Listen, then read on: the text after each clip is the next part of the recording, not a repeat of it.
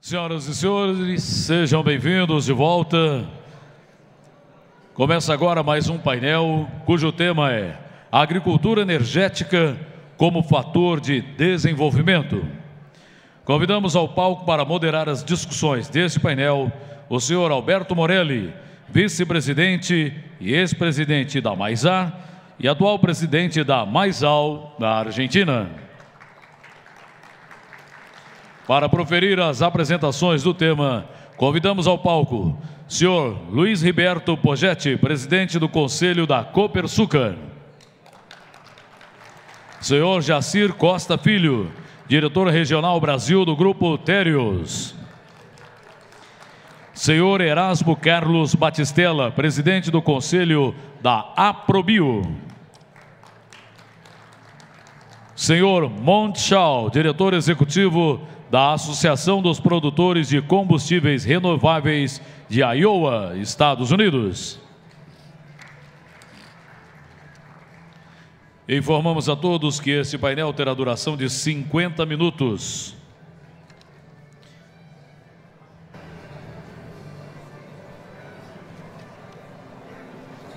Yes. Bem-vindo. Ah, sim. Muito aqui.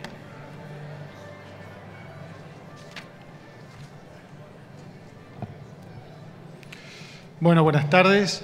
Quiero, en primer lugar, agradecer a la organización del GAF, al señor Plinio Nastari, al doctor Plinio Nastari, por la invitación que me distingue. Lo mismo a mi querido amigo Sergio Portoloso, presidente de Abramillo y presidente de Maizol. Vamos a estar en el panel de agricultura energética como factor de desarrollo. Estaba pensando cuáles eran los drivers, cuáles eran los motores donde hoy nosotros podemos apalancarnos para pensar en una agricultura energética. En los paneles anteriores se habló sobre el cambio climático. Hizo una presentación muy importante el doctor Sergio Trinidad. Hubo manifestaciones también del ministro Alison Paulinelli con respecto a ello. Y si nosotros reconocemos que una de las principales causas de este cambio climático es la emisión de los gases de efecto invernadero, que es generada por la combustión de los combustibles fósiles, mientras que los biocombustibles producidos de manera sustentable en lo técnico, en lo económico, en lo social y en lo ambiental, contribuyen a reducir esas emisiones tan perjudiciales para nosotros. Como segundo punto, nuestros países son estructuralmente exportadores de productos agrícolas y agroindustriales. Y tenemos la posibilidad de producir biocombustibles a escala comercial.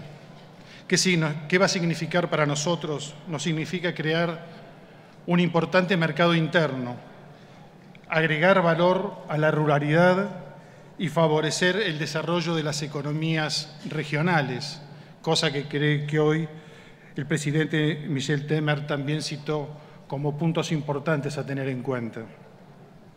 Y por último, el aporte de los biocombustibles tiene desde el punto de vista económico algo muy importante para la actual economía de nuestros países, como es la sustitución de la importación de combustibles, lo cual ayuda a mejorar el balance de divisas. Creo que en estos tres puntos se debate hoy el tema de la agricultura como energética como factor de desarrollo. Así que antes de pasar a los distintos oradores, la organización me pidió que hiciera una breve reseña de los biocombustibles en la Argentina. Así que, ¿nos está la presentación?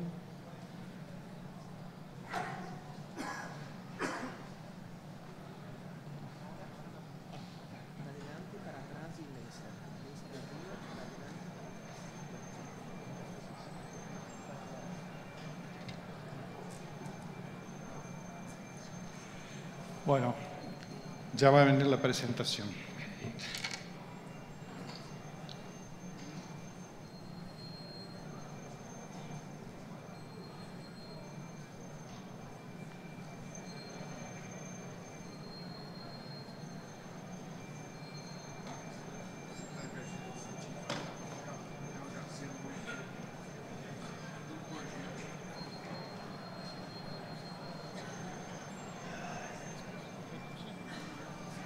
A ver, en caso de que no esté la presentación, la que les voy a pedir es, si dejamos la presentación mía para el final, entonces le voy a pedir al señor Luis Roberto Poggetti, chairman de Copersucar Brasil, si puede hacer, por favor. Bueno. Listo, llegó la presentación. Listo, bueno. Vamos a seguir entonces con mi presentación. Simplemente es un muy rápido paneo sobre lo que está sucediendo en la Argentina, como les decía. Nosotros, y yo pertenezco, soy expresidente de Maizar, la cadena del maíz y del sorgo de la Argentina, y hemos trabajado muy duro para que hoy tengamos la realidad de tener plantas de etanol a base de maíz. Esta es la cadena que tiene que ver con todo, cada uno de los eslabones que conforman la cadena del bioetanol, y por supuesto ustedes entenderán que esto se enlaza perfectamente con la cadena cárnica, con la utilización de los subproductos generados por esta industria. En la Argentina tenemos dos orígenes del etanol de caña de azúcar, que hay 9 plantas que tienen una producción teórica de 740.000 metros cúbicos, y 5 plantas de etanol de maíz con una producción de 515.000 metros cúbicos, lo que hace un total de 1.255.000 metros cúbicos en el año. Para este año 2016 se calcula un mercado doméstico de 982.000 metros cúbicos. Y el corte, a partir del nuevo gobierno, que ustedes saben hace 6 meses tenemos en la Argentina, el corte pasó del 10% al 12%.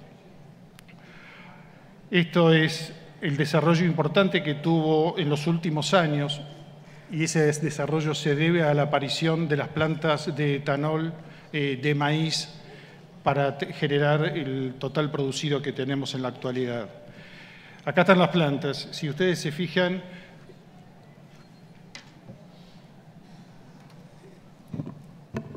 acá tenemos lo que es la producción, la cuota para este año, para lo que deviene de la caña de azúcar, 490.000 metros cúbicos y 474.000 metros cúbicos de 474.000 metros cúbicos de los derivados del maíz. O sea que la cuota para este año va a estar en un 50% y 50% dividido aproximadamente entre maíz y caña de azúcar. Lo importante es ver que el crecimiento de la cuota este año obedece a que el año pasado era un 60% de maíz y un 40% de azúcar. Este año vamos al 50 y 50, y este paso del 10 al 12% lo absorbe la industria azucarera, que tiene que incrementar su producción en un 83%. En el caso del biodiesel, hay 36 plantas con una capacidad teórica de 4.600.000 toneladas, y para el año 2016 se calcula que el mercado doméstico va a absorber 1.100.000 toneladas y la exportación 1.200.000, lo cual se va a requerir 2.300.000 toneladas, lo que significa que hay un 50% de capacidad ociosa en este sector. Este es lo que ha venido sucediendo los últimos años en la Argentina, donde hubo un crecimiento de la producción, de las exportaciones, y el año 2015 es el primer año donde el mercado interno supera las exportaciones. Como ustedes vieron recién, para la proyección para este año, es probable que las exportaciones superen nuevamente al mercado interno, que era lo que venía sucediendo. Como les decía antes, estamos ante un nuevo gobierno que tiene 6 meses recién de haber asumido la dirección de la Argentina, y nosotros en nuestra asociación tenemos muchas esperanzas en generar una nueva relación donde podamos trabajar también fuertemente en el tema de biocombustibles. Indudablemente este nuevo gobierno tiene una mirada muy distinta sobre el sector agropecuario y sobre los agronegocios que el gobierno que tuvimos durante la década pasada. Así que bueno, somos optimistas en que podamos participar y trabajar en forma conjunta con Brasil para también el desarrollo de nuestros mercados. Muchas gracias.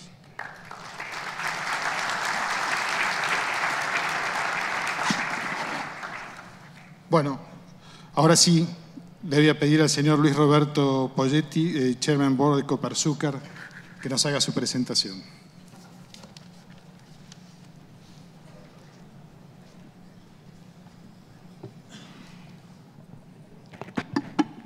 Apresentação, por favor. Boa tarde a todos. Primeiro, eu quero agradecer aos organizadores pela oportunidade de estar aqui falando um pouquinho sobre etanol. Primeiro, eu tenho um desafio enorme, acho que o Plínio me deu um castigo, né? Fazer uma boa apresentação depois daquele show tecnológico que a gente viu há pouco, né? Não é brincadeira, mas vamos tentar. Eu vou explorar o viés da contribuição do etanol para a questão ambiental, para a questão do aquecimento global.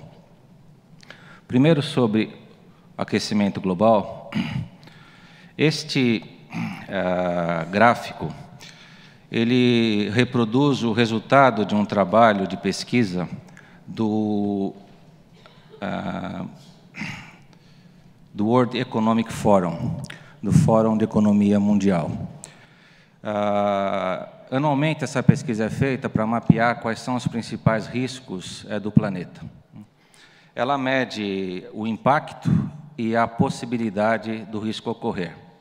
No quadrante superior, o quadradinho mais alto, lá verde, está a mudança climática, a incapacidade de resposta à mudança climática. Então, a mudança climática, a primeira vez que aparece nessa pesquisa, é o 11º ano que ela é feita, aparece como a maior preocupação do mundo e com um dos maiores riscos de acontecer, probabilidade alta de acontecer. Um dado importante é que a literatura especializada traz que o custo de mitigação de carbono no último ano ele atingiu a cifra de 3,7 trilhões de dólares. Isso equivale nada menos a cerca de 3% do PIB mundial. Então, a sociedade já vem gastando muito dinheiro importante na mitigação de carbono. Na COP21, nós tivemos a agradável conclusão de que nada menos que 188 países aderiram ao acordo de buscar a redução climática necessária ao mundo. Desses 62 países, têm programas voluntários ou obrigatórios ou mandatórios de biocombustíveis. E desses 63, o número de 37 apresentaram em seus compromissos de redução climática compromisso de desenvolver o etanol, o biocombustível. Isso representa, na nossa visão, um reconhecimento da sociedade com a preocupação do tema, com a aplicação real do aquecimento global. E mais que isso, representa que se está percebendo que o custo de agir é menor do que o custo de assistir, o custo de não fazer nada. E um ponto importante é a gente enxergar isto menos como um risco e mais como uma oportunidade de negócio. Neste ambiente, nós temos negócio e temos como ganhar dinheiro com esse tema. E vejam que interessante esse gráfico. De uma outra forma, ele foi tratado na apresentação do Dr. Sérgio Trindade. Ao passo que estamos hoje, nós temos uma redução do índice chamado de intensidade de carbono na atividade de 1,3% ao ano. Intensidade de carbono é carbono emitido por unidade de GDP, de PIB criado, né, pela atividade econômica. Com o compromisso de Paris, com a COP21, nós aceleramos esse declínio da intensidade de carbono para 3% ao ano. Já é um esforço enorme e ele tem que acontecer. Mas para alcançar os 2%, os 2 graus de redução do clima, esta velocidade de declínio deveria ser de 6,3% ao ano. Então, com todo esforço de Paris, ainda nós estamos distantes. Precisamos fazer muito mais para alcançar o objetivo, atender o objetivo de limitar a 2 graus o aquecimento global. Aonde que entra o etanol nessa história? Ele vem da participação do transporte nas emissões de carbono. Esses 2 gráficos mostram, primeiro, que transporte responde por 14% das emissões globais de carbono na atmosfera. E desses 14% de transporte, 63% vem da utilização de combustíveis fósseis. Aí é que aparece a oportunidade para o etanol, substituindo o combustível fóssil. E por quê? Porque o etanol, em seu ciclo de consumo, de produção e consumo, ele emite etanol na produção, ele emite etanol no uso, na produção agrícola, na produção industrial, no uso, mas ele sequestra carbono no processo vegetativo da cana. E o balanço final desse uso e sequestro, ele é de 260 quilos por metro cúbico. Comparado na mesma formulação à gasolina ou o combustível fóssil emite 2.200 quilos. Então, a diferença entre um outro representa 2.000 quilos. Então, para cada 1.000 metros cúbicos de etanol que substitui a gasolina, nós temos uma economia de 2 toneladas de carbono. Aí que se fundamenta a contribuição do etanol. A pergunta seguinte é: qual é o potencial na economia, no Brasil e no mundo, ou na questão ambiental, por conta do etanol substituir a gasolina?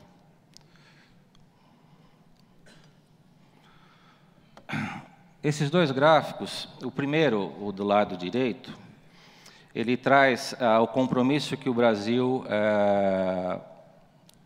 assinou junto à COP21. O compromisso é de, em até 2030, o Brasil estar produzindo 50 bilhões de litros de etanol. O número exato é 54, são 54 bilhões de litros. Isso representa investimento de 40 bilhões de dólares, representa a geração de 750 mil novos empregos, 250 mil diretos e 500 mil indiretos, e representa a redução, no final, de 108 milhões de toneladas de carbono. No período todo, em acontecendo esse processo, nós temos uma economia de mitigação de carbono, uma mitigação de carbono da ordem de 1,5 bilhões de toneladas de carbono. Então, portanto, o caso brasileiro ele é muito representativo. Podemos extrapolar isso para o mundo. O mundo hoje, o uso de etanol ele representa 7,7% de todo o combustível utilizado para carros leves. Se essa mistura ela caminhasse para 10%, nós teríamos um acréscimo do volume de demanda de etanol de 98 bilhões de litros para 130 bilhões de litros. Se fosse para 20%, seriam 260 bilhões de litros. Usando a formulação do etanol de cana, cada 1.000 litros representa a economia de 2 toneladas de carbono, nós teremos uma mitigação de 520 milhões de toneladas de carbono na atmosfera. Parece bastante desejável que isso pudesse acontecer e representa, de fato, uma contribuição relevante para o esforço de mitigação de gás carbono equivalente. O ponto seguinte diz respeito, mas isso é viável? Olhando o Brasil, esses números já foram discutidos aqui nesta manhã, inclusive pelo ministro Maggi. A agricultura ocupa só, a cana-de-açúcar para etanol ocupa 0,5% do território brasileiro, muito pouco. E há muita área para a expansão da atividade. Como disse o ministro, sobretudo sobre pastagens. Além disso, no mundo inteiro, deixando de olhar só para o Brasil, hoje já temos mais de 100 países que plantam cana-de-açúcar. E é desejável também que essa tecnologia que o Brasil poderia transferir, fosse transferida para outros países. A África, dados recentes das Nações Unidas, apontam que em 20 anos a África terá uma população 30% superior à população da China e 20% superior à população da Índia. Mas, no mesmo período, a contribuição para o crescimento do PIB mundial da África só vem 10%. Então, é uma área própria para o desenvolvimento de cana que poderia também ter o benefício do desenvolvimento através da atividade da cana-de-açúcar, de produção de etanol e açúcar. Não podemos esquecer a evolução tecnológica. Em 10 anos, nós, com os esforços de tecnologia, estamos fazendo uma revolução no Centro de Tecnologia Canavieira. Nós devemos entregar a produtividade duplicada para a produção de etanol, e não para por aí. O objetivo é triplicar a produtividade num período de 20 anos. Outro ponto importante é a disponibilidade de água. Na região dos trópicos, a área mais clara é onde que se estima que para 2030 o menor estresse hídrico no planeta. Então, nós temos terra disponível e não temos problema de água para desenvolver um programa de substituição de etanol, de gasolina por etanol na região tropical. Muito bem, se temos recursos disponíveis, terra, água, tecnologia, então por que isso não acontece?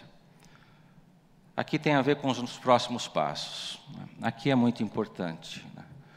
Nós precisamos sair agora da aspiração da COP21 e torná-la realidade. A atividade empresarial está totalmente disponível para isto. Mas é importante, muito importante, o papel do formador de política pública, papel de governo. Nós precisamos ter políticas públicas de longo prazo, que reconheçam as externalidades positivas do combustível limpo, ou então penalizem o combustível fóssil. Eu costumo dizer que o etanol traz 2 produtos dentro dele, o combustível intrínseco e traz o benefício para o meio ambiente. Os 2 têm que ser pagos, não basta pagar um só, porque um só não é viável ser pago. É uma concorrência desleal com aquele produto que suja o meio ambiente. Além de ter esse reconhecimento, através mais comum do que o mundo está denominando de carbon pricing, e é uma matéria em ebulição e que vem se desenvolvendo no mundo, nós precisamos ter previsão.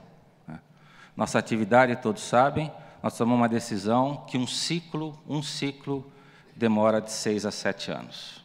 Não dá para tomar decisão de investimento sem ter uma política, talvez, de pelo menos 20 anos. Então, nós temos tecnologia, nós temos recursos disponíveis, recursos naturais disponíveis. Então, se nós tivermos políticas públicas claras que enderecem para para a solução dessa equação, eu não tenho certeza que nós vamos entregar os 54 bilhões de litros e nós vamos prestar uma contribuição muito relevante para o meio ambiente. Muito obrigado.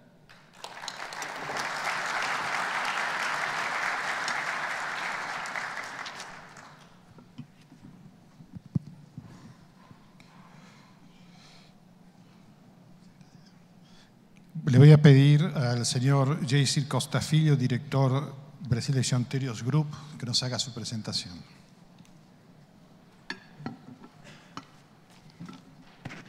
Boa tarde a todos. Muito obrigado pelo convite dos organizadores. A minha apresentação, eu acho que vai complementar a apresentação feita pelo Projeto, porque ele tratou do tema do meio ambiente e dos benefícios que o etanol traz. A minha apresentação vai se focar que o etanol, a cana-de-açúcar, ela vai trazer segurança alimentar. Isso é um ponto bastante importante. Bom, deixa eu fazer o meu merchandising aqui. Muitos de vocês ainda não conhecem a Terrios. A Terrios é a maior cooperativa agrícola na França. Nós temos 12 mil cooperados e nós somos a cooperativa mais globalizada, a francesa mais globalizada, e hoje nós estamos atuando com 49 unidades industriais em 13 países e em 4 continentes. Nós somos o terceiro maior produtor de açúcar do mundo. Na Europa, nós somos o número 1 em etanol e o número 3 em amidos. Bom, eu queria mostrar esse gráfico que mostra a produção de cana e a produção de açúcar total desde a criação do Proálcool há 40 anos atrás. O ano passado, no Datagro, nós comemoramos 40 anos do Proálcool. E começou-se aqui esse programa, que foi um programa muito importante para o Brasil e também acabou sendo uma referência para o mundo.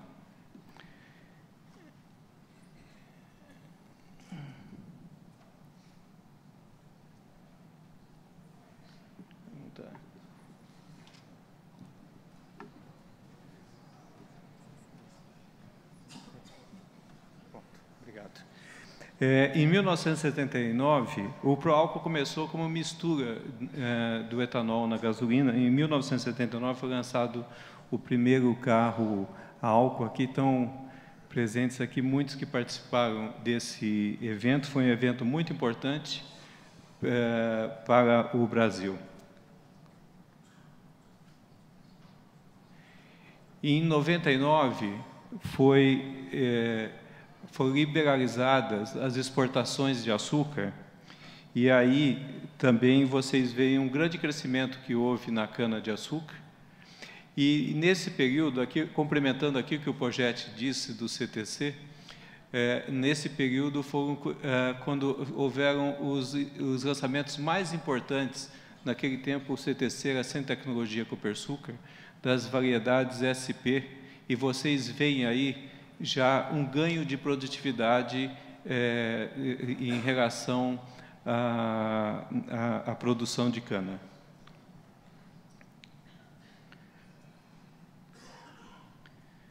Em 2003 foi um fato marcante, foi o lançamento do carro FlexFuel, que foi a maior conquista que eu falo que é da sociedade brasileira, porque, diferente de anteriormente, quando você tomava a decisão do combustível que você queria, na hora de adquirir um automóvel, essa decisão passou a ser feita toda vez que você para no posto de combustíveis. No posto de combustível, você escolhe entre o combustível renovável ou o combustível fóssil. E essa escolha é uma conquista do consumidor brasileiro que, sem dúvida nenhuma, deve ser preservada. E isso criou novamente um grande estímulo à produção de cana-de-açúcar e, consequentemente, da produção total de açúcar. O terceiro fato aconteceu em 2005, que foi o estímulo à produção da bioeletricidade. Então, isso retrata um pouco da história daquilo que eu quero contar para vocês. Nesse gráfico, vocês veem uma comparação da produção de açúcar e de etanol.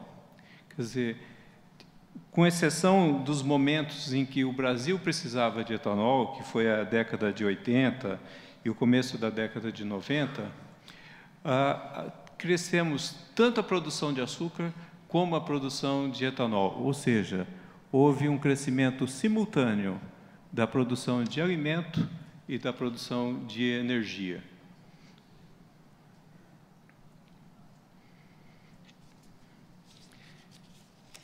E, ao mesmo tempo, o Brasil assegurou o suprimento de açúcar para o mundo.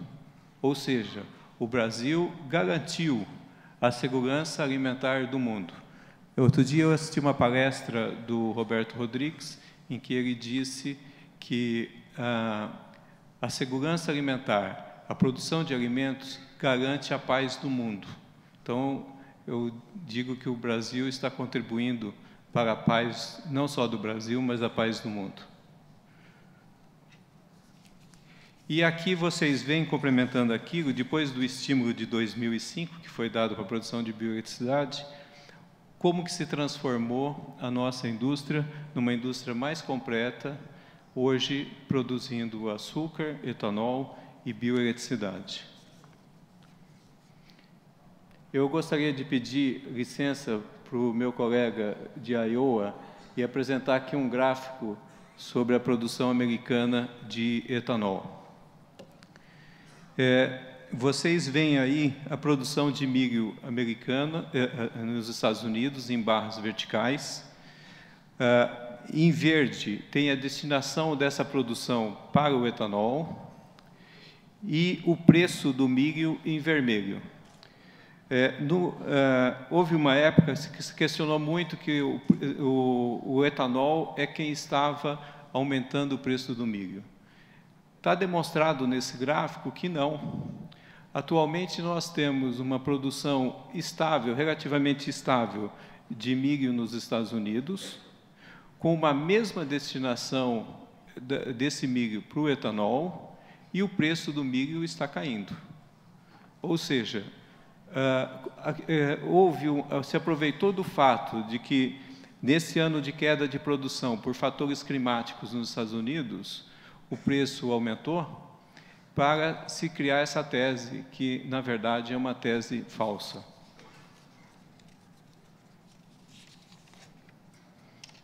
Eu espero que meu colega de Iowa concorde.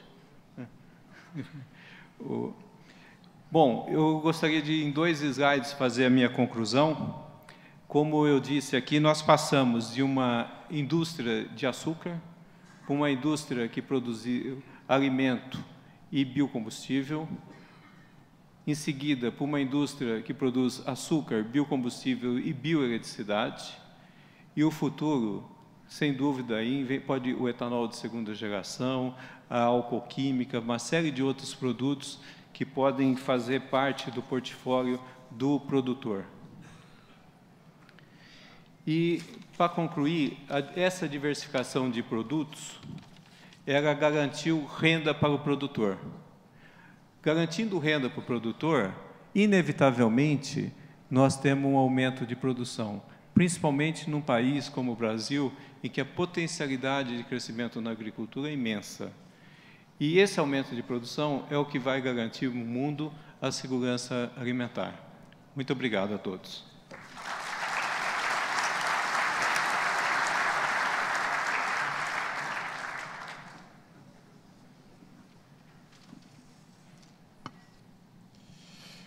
Le quiero pedir, por favor, al señor Erasmo Carlos Baticela, presidente del Board de Aprobio de la Asociación de Productores de Biodiesel de Brasil, si puede.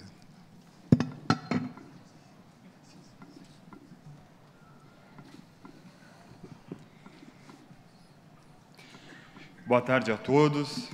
Eu queria, iniciando, agradecendo o convite do Cesário, do CAF, do Plínio da Datagro, pela oportunidade de estar aqui representando o segmento de biodiesel, esse que é o mais novo biocombustível aqui no Brasil. Estou como presidente da Aprobio. A Aprobio é uma associação de produtores de biodiesel, de usinas, e também estou como presidente da BS Bios, que é uma produtora de biodiesel, desde o início deste programa, e esse semestre, com alegria que nós concluímos o semestre como o maior produtor de biodiesel aqui do Brasil.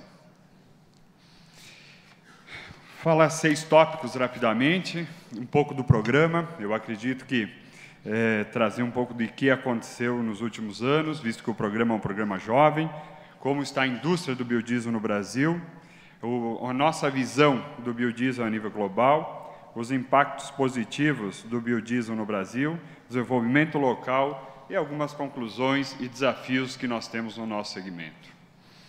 Como mencionei, o biodiesel é um biocombustível relativamente jovem quando comparado ao etanol. O programa começou em 2005, mas efetivamente nós começamos a adição em 2008, com a adição de 2%, onde havia uma previsibilidade de chegarmos a 5% de mistura no ano de 2013. Mas em função de que o Brasil tem as condições necessárias para o crescimento desse segmento, nós, juntamente com o setor produtivo e o governo, conseguimos antecipar essa meta em 3 anos e chegamos já ao B5 em 2010. Depois tivemos um vácuo, onde ficamos negociando duramente com o governo federal, e aqui nós sentimos o quanto é difícil quando não há um projeto de política pública, e sentimos no bolso, e somente em 2014 é que o programa voltou a crescer, chegando então o B7, através do B6 e depois do B7. No ano de 2016, foi um ano muito importante para o nosso segmento, porque em março nós tivemos a publicação da Lei 13.263, que garante a elevação do percentual de biodiesel dos atuais 7% para B8 no ano que vem, B9 em 2018 e B10 em 2019, e já com uma previsibilidade de B15 nessa lei, que isso nos animou, voltou a dar ânimo ao setor produtivo. Também tivemos, no ano que passou, uma resolução muito importante no Brasil, que foi a resolução do CNPE, que autoriza o uso voluntário de biodiesel. No Brasil, hoje, nós podemos utilizar 20% de biodiesel adicionado ao diesel para transporte rodoviário e até 30% para ferrovia, indústria e a área agrícola. Nós acreditamos que este é um mercado que deve começar a acontecer, principalmente naquelas regiões que são produtoras de grão, mais longe da costa, como é o caso do Mato Grosso, onde tem um custo de matéria-prima menor e um preço de diesel maior. Quando nós olhamos o mercado, a gente vê que começamos lá em 2008 com um mercado em torno de 1 bilhão de litros. Esse mercado veio subindo, devemos fechar este ano com um mercado em torno de 4,1, 4 bilhões de litros. É um mercado que já poderia estar maior se não fosse a crise econômica que nós estamos passando. Quando nós olhamos o futuro, nós acreditamos que devemos chegar em 2019, com o B10, com um mercado algo em torno de 6,5, 6,8 bilhões de litros. Mas se já em 2020 nós utilizássemos o B15, e nós temos condição de utilizar os 15% de mistura, nós já teríamos um mercado próximo aos 10 bilhões de litros. E aí, obviamente, podemos ajudar ainda mais o etanol a suprir a necessidade de volume de biocombustível adicionado à matriz energética, que é um dos compromissos assumidos pelo Brasil na COP21, que é, além do etanol, o biodiesel que está lá no compromisso assumido pelo governo federal nessa redução dos gases de efeito estufa. Hoje, no Brasil, nós temos 51 usinas, já tivemos 67, várias fecharam, principalmente por esse vácuo de previsibilidade de crescimento do mercado e uma capacidade produtiva na ordem de 7,2, com uma ociosidade industrial neste momento, algo em torno de 40%. Por isso que a gente sempre coloca que os próximos 3 anos o Brasil não precisa construir usina nova de biodiesel, e sim focar na produção de matéria-prima. Quando nós olhamos a nível global, nós percebemos que os Estados Unidos, com todo o respeito ao nosso colega que está aqui, que vai trazer mais informações, é o líder, tanto na produção quanto no consumo, e é um exportador. No caso do Brasil, nós estamos em segundo lugar, tanto no consumo quanto na produção. A Alemanha é a terceira em produção e também é uma exportadora. A França é a quarta, é uma importadora, a Argentina a quinta, uma exportadora. E os demais países nós não temos os dados corretos, por isso não os trouxemos se são exportadores ou importadores. A nível global, atualmente o mercado está girando em torno de 30 bilhões de litros, com mais de 40 países com legislação para a produção e utilização de biodiesel na sua matriz energética. Quando nós olhamos a nível global, nós percebemos que o Brasil está alinhado com os principais produtores. Nós que estamos com 7% de mistura, com uma previsibilidade de 10%, vamos chegar 3, 4 anos atrasados, a Argentina, que tem uma adição de 10%, a Malásia, que também já tem uma previsibilidade de subir a 10%, aos Estados Unidos, que a formulação é um pouco diferente, mas é um consumo superior a 7 bilhões de litros, mas com algumas regiões sinalizando o B10 e algumas, inclusive, sinalizando o B20. A Colômbia, que já tem o B10 utilizando, principalmente com biodiesel produzido à base de palma. Costa Rica, B20, neste momento. E a Europa, que tem uma meta global de em torno de 6,5% de percentual de mistura, variando a cada país. Nos impactos positivos que o biodiesel trouxe para o Brasil, os impactos foram muitos. Nós fizemos, felizmente, vários estudos, e todos os estudos se mostram impactos positivos.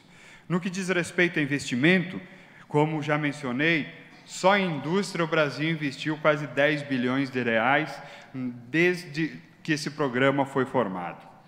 Na redução, no que diz respeito à saúde pública, nós divulgamos o ano passado um estudo do professor Saldiva, juntamente com a USP, que mostra que se nós adicionássemos 20% de biodiesel, somente em São Paulo e Rio de Janeiro, nós teríamos uma mortalidade de 13 mil pessoas a menos até 2030, em função da melhora nas condições do ar. No que diz respeito ambiental, o biodiesel ele reduz em 71,65% as emissões de gases de efeito estufa quando comparado ao diesel.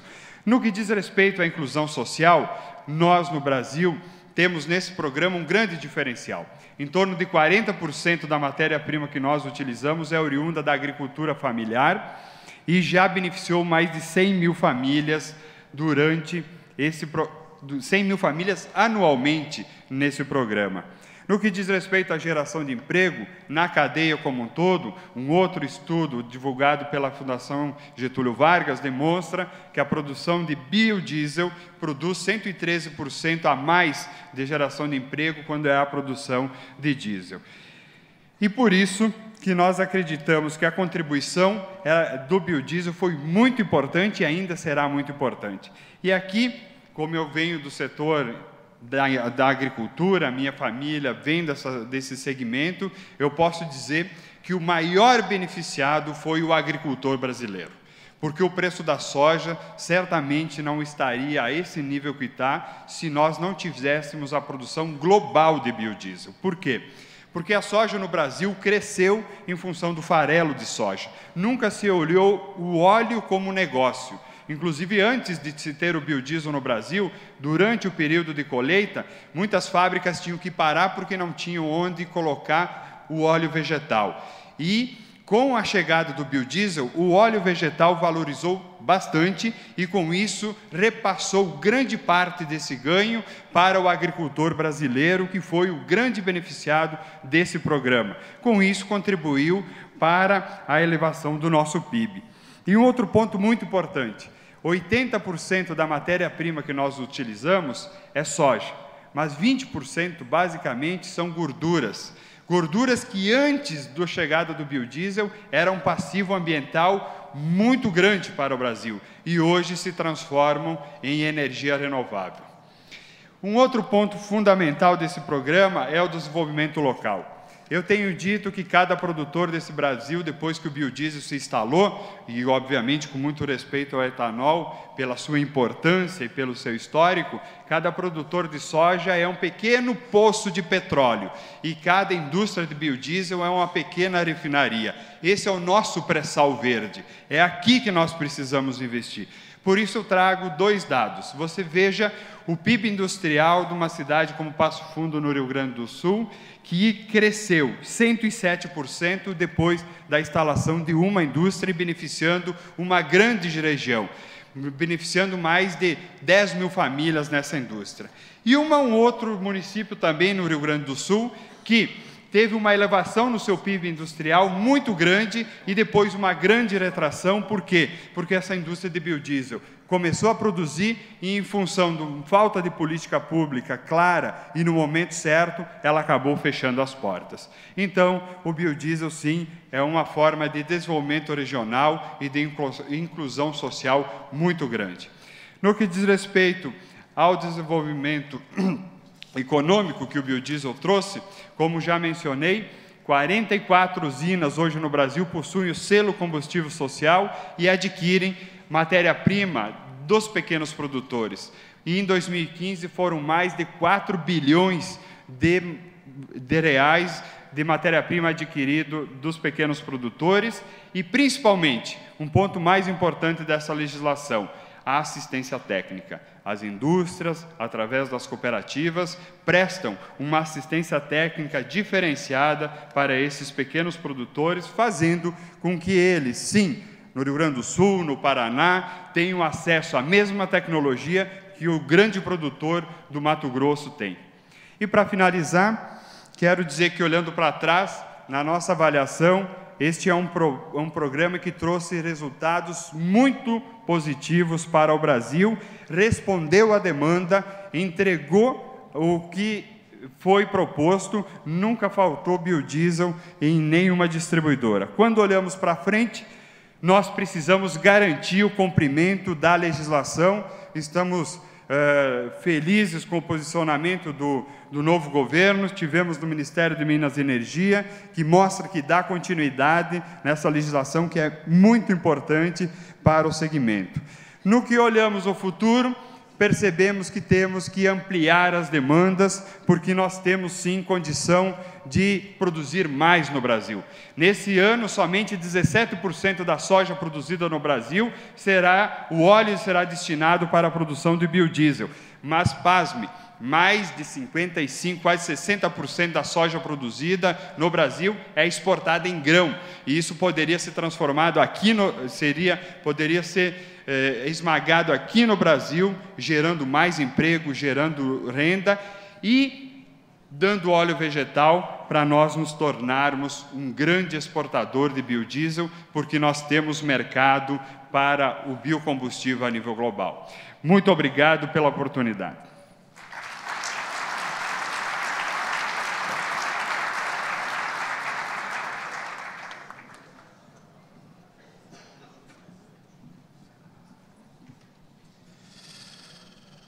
Bueno, le voy a pedir al señor Montes Llago, si es tan amable, de pasar es el señor Joe, es ejecutivo director de los combustibles renovables de Iowa, Estados Unidos.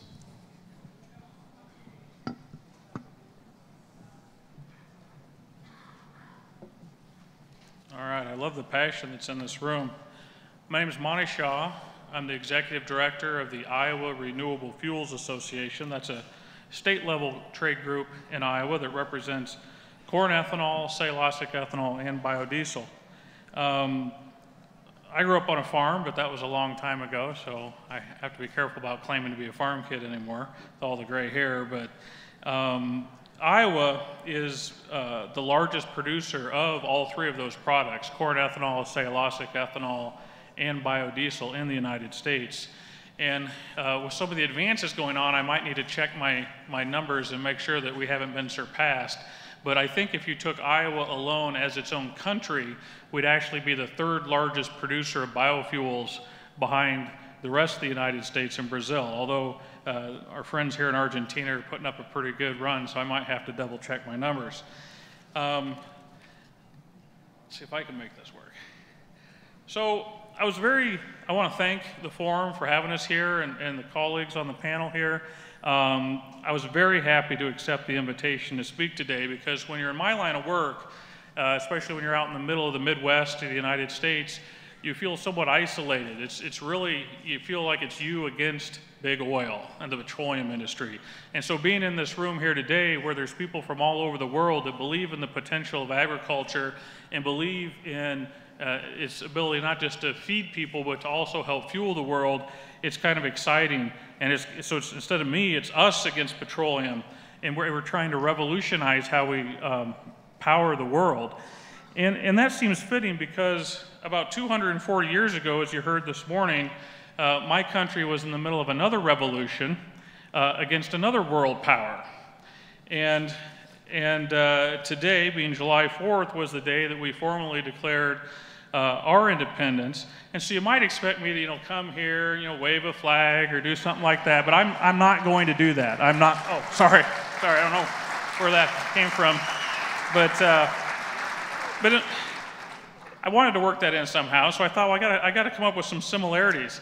And when these gentlemen got together in Philadelphia to draft the Declaration of Independence, they laid out some very broad themes, and themes that I think pertain to us in what we're trying to do in ag energy. And so I just wanted to hit that. They talked about life, liberty, and the pursuit of happiness. And I thought, that says a lot about what we're trying to do with adding value to agricultural commodities. We want life. We want life for our rural communities. We want life for our farm families. We want life for our industry. We want life for our planet going forward. And we want liberty. We want freedom. We want freedom to compete in the marketplace and have a fair opportunity to get our products in front of consumers. We want those consumers to be able to go up to a fueling station anywhere in America, and for that matter today, I'll say anywhere in the world, and choose that renewable fuel if they want to.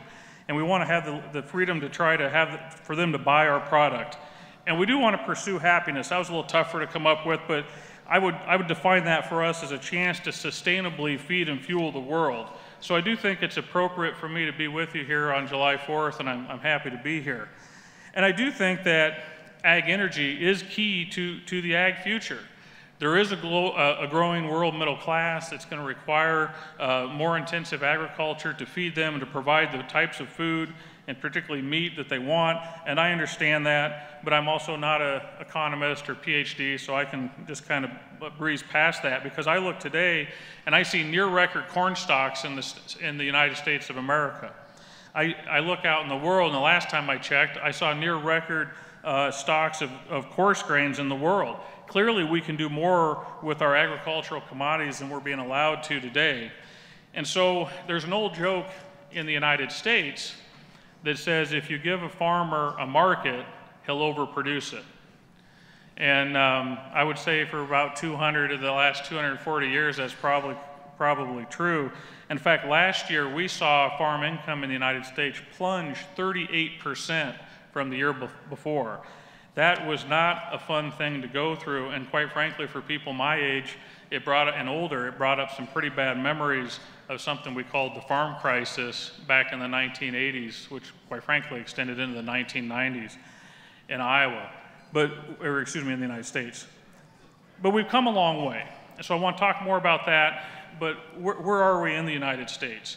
I apologize, I did not convert these to liters on Friday evening when I was doing this chart. I forgot to, so somebody will have to get out their calculator. But in the United States, we have 216 ethanol plants that can produce not quite 16 billion gallons a year.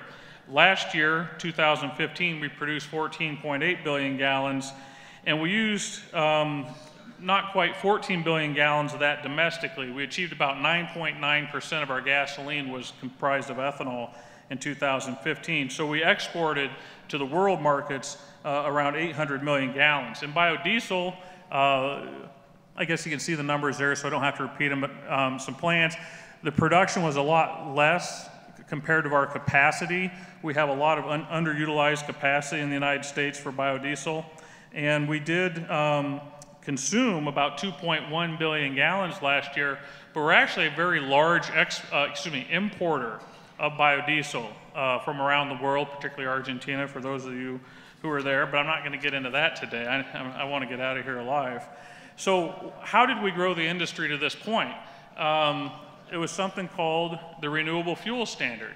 In 2005 and expanded in 2007, the United States made a commitment to renewable fuels, and they did this for many different reasons. It was, I think, primarily driven by a post-9/11 viewpoint of energy security, but it was driven by the need to create economic development and job opportunities.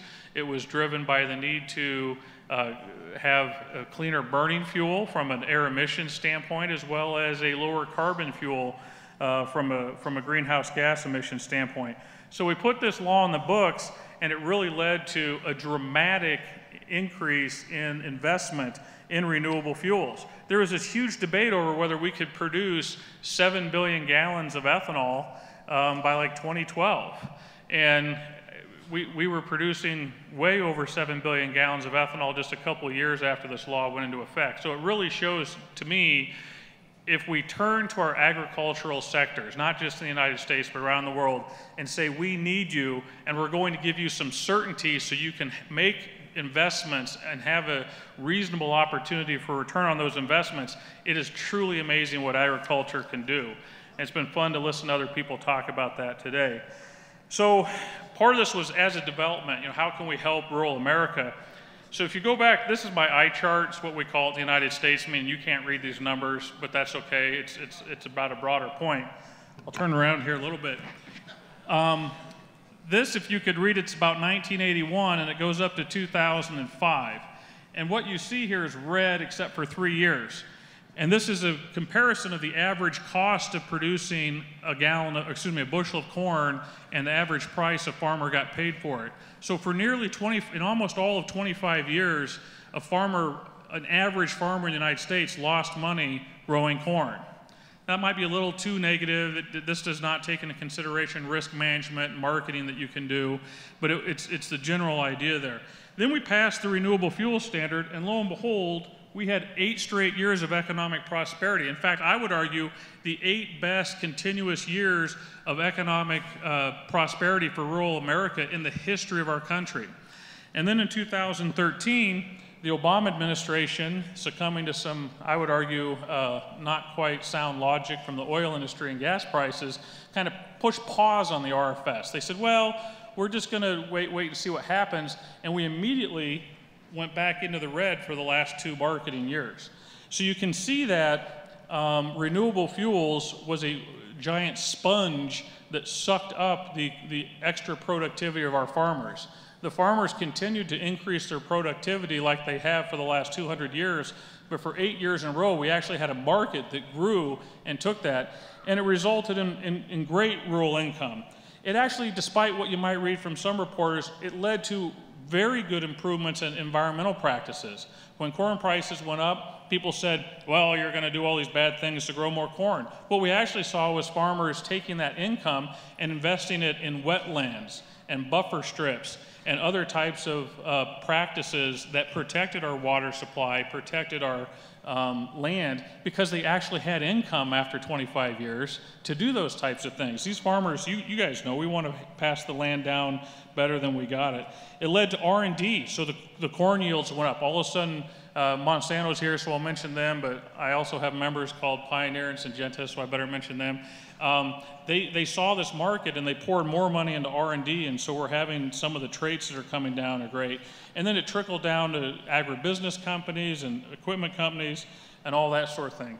Now in time, they're going to make me, I was going to talk a little bit about how hard it is to predict the future with this slide, which was going to be really funny, but they told me I need to skip it. So we'll just go here. So what's the future of the RFS? Because we've seen how important it was. When it was enacted, we had prosperity. When it was, the pause button was pushed, we went right back down to in the red for corn prices. So we're in the middle of a presidential election. I know here in Brazil you guys have had some changes here recently. So we're going through our own change. And here's the good news. The good news is one of these two people is going to be the next president of the United States, and they both support the renewable fuel standard. Secretary Clinton has a long track record of that, and this is a picture of Mr. Trump actually speaking at an event we put on in January in Iowa, where he made a strong and clear commitment to renewable fuels and their importance in the future.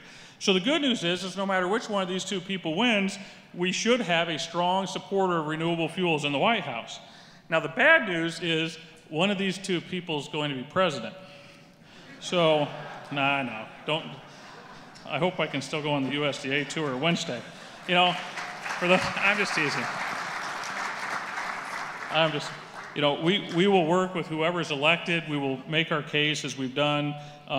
We do not view renewable fuels as a partisan issue, but it has been an interesting year. I'll just say that. For those of you that aren't as familiar with the United States, I'll tell you that I looked it up. There's 150 million Americans that are natural-born citizens and 35 years or older, and therefore able to run for president. So out of 150 million in America, those are the two I get to choose from in November, just in case you're curious. The other thing I want to talk to you about today, though, is, so I've tried to show in a brief amount of time how important energy is and renewable fuels are to ag prosperity. So how do we grow that? And particularly in this context with you all here today, how do we grow it? Well, we need exports. We need new markets. I want to stress today and encourage y'all that, remember, oil is the opponent. Now, we're going to compete. We're going to compete in the United States market. We're going to compete in the Brazilian market. We're going to compete in the Asian markets. We should compete. That's fine. That's great.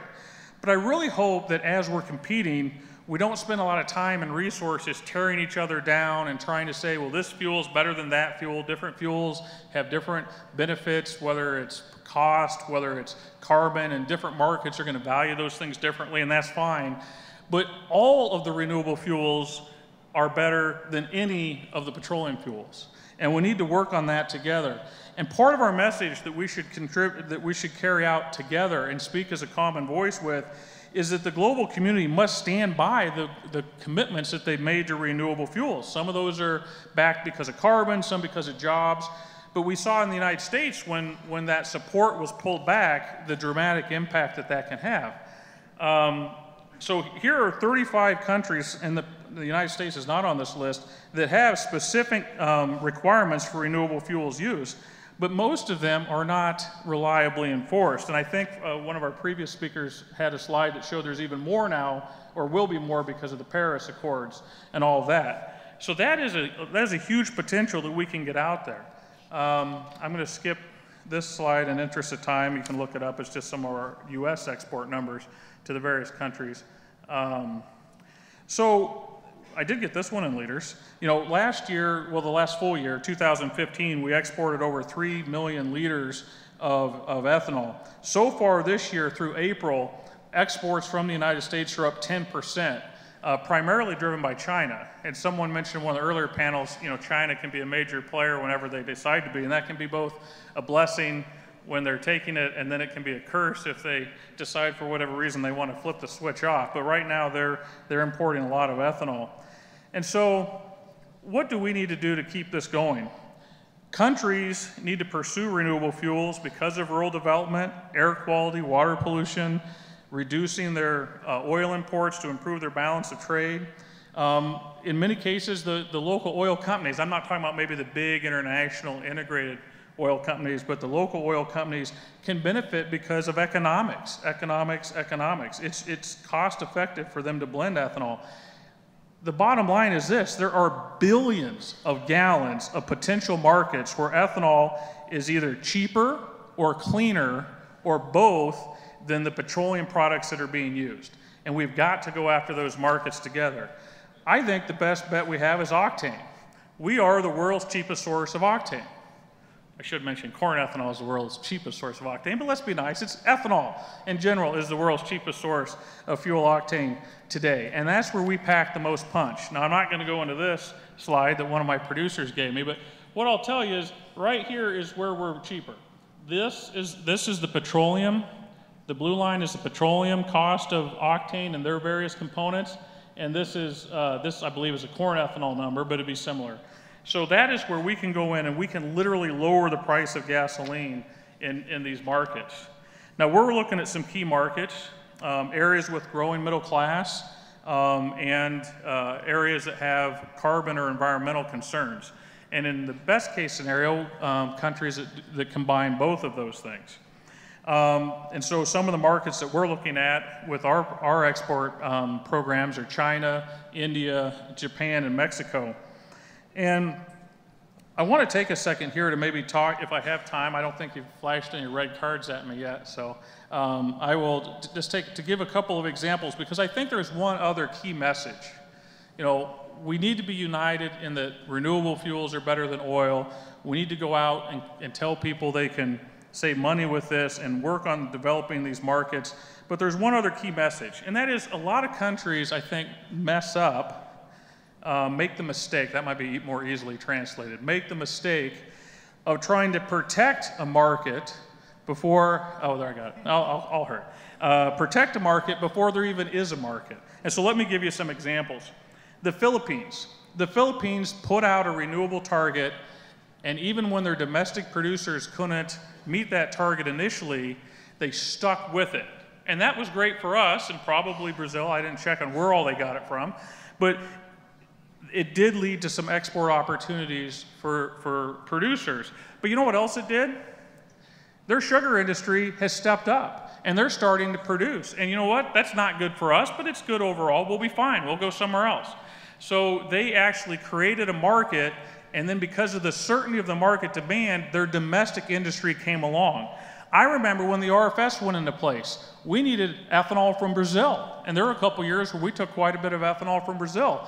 I don't remember the years, but there was a time when Brazil had a couple of poor sugarcane harvests in a row, and we sent quite a bit of ethanol to Brazil. It worked out, and it worked itself out. So now as we look forward, look at India.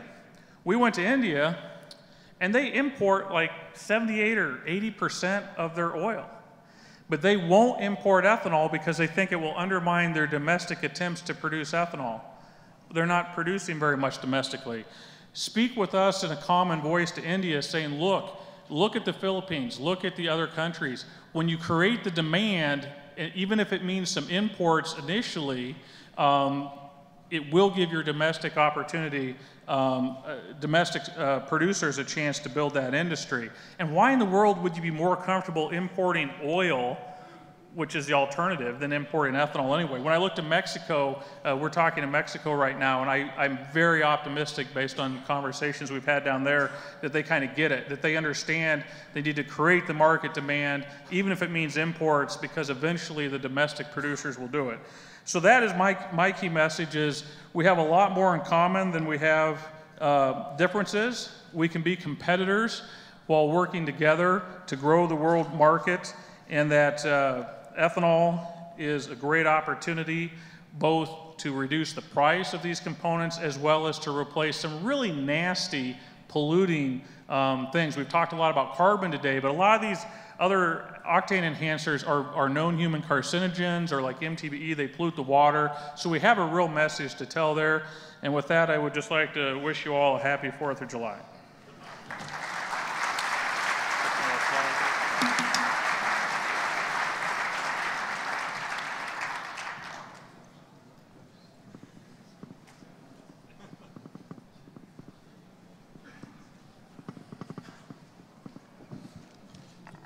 Bueno, me sucede lo mismo que al ministro Alison Paulinelli. Tengo la sensación de haber participado de un panel muy interesante, muy importante, y que fue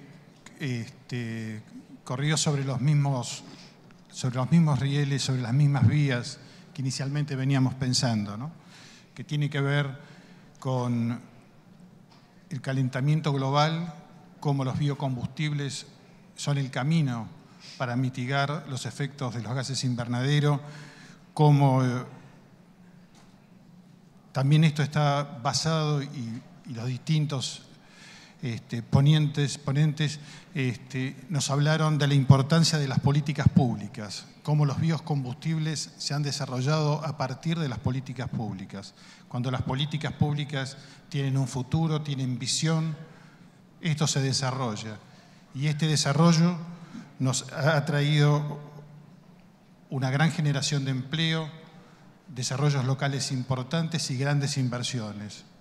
La palabra común fue políticas públicas, inversiones. Y esas inversiones indudablemente van orientadas hacia los productores y a la comunidad en general.